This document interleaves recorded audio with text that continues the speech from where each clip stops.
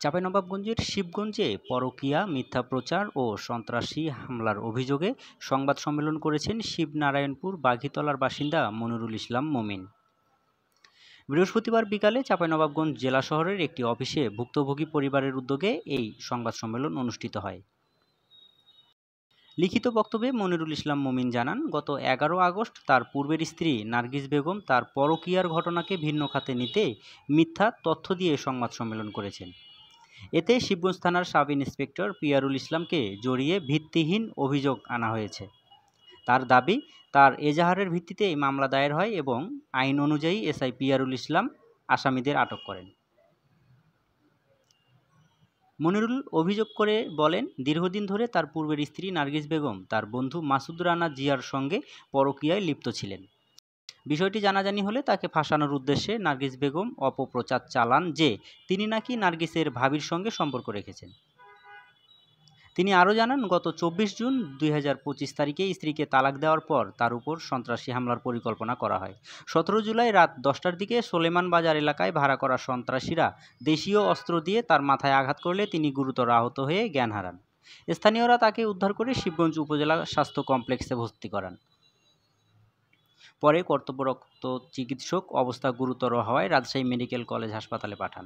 সেখানে তার মাথায় 17টি সেলাই দিতে হয়। মনিরুল ইসলাম দাবি করেন, এটি পরিকল্পিত সন্ত্রাসী হামলা এবং প্রমাণস্বরূপ ছবি ও তথ্য তিনি সাংবাদিকদের দেখাতে প্রস্তুত। সংবাদ সম্মেলনের মাধ্যমে মনিরুল ইসলাম মমিন সংশ্লিষ্ট কর্তৃপক্ষের কাছে ঘটনাটির সুষ্ঠু তদন্ত, প্রকৃত অপরাধীদের আইনের আওতায় আনা এবং তার পরিবারের নিরাপত্তা নিশ্চিত করার দাবি জানান। এখানে আমার বন্ধু নার্গিস স্ত্রী আমার বন্ধু জিয়ারুল, তার সাথে সম্পর্ক কারণে গ্রামবাসী জানার পত্র আমি জানার সঙ্গে তিনি আমাকে মিথ্যা অপবাদের জন্য তার ভাবির সাথে সম্পর্ক আছে তাকে দেখা যায়।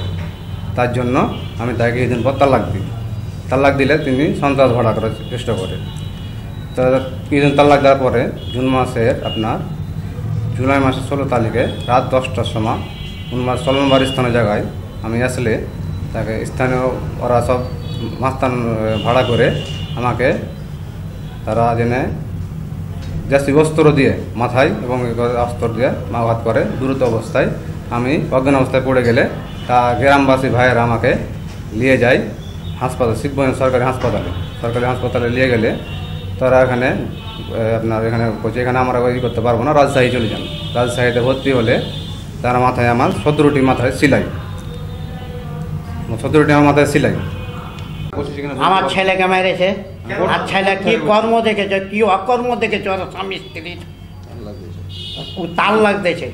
তারই জন্যে সাজানো গোছানো করে পার্টি করে ওই যে নার্গিসের মারা ওরা সব ভাই ভাগার আর বাপ ভাগারেরা ওরা সব পার্টি করে ওকে মেরেছে। ওর কাছে টাকা পয়সা ছিল, কেড়ে হলেছে। অজ্ঞান অবস্থায় আমার মাইকেল ছেলে নাইমুল কুড়িয়ে লেগেছে তাকে। এটা স্বতন্ত্র তদন্ত চাই এবং বিচার চাই।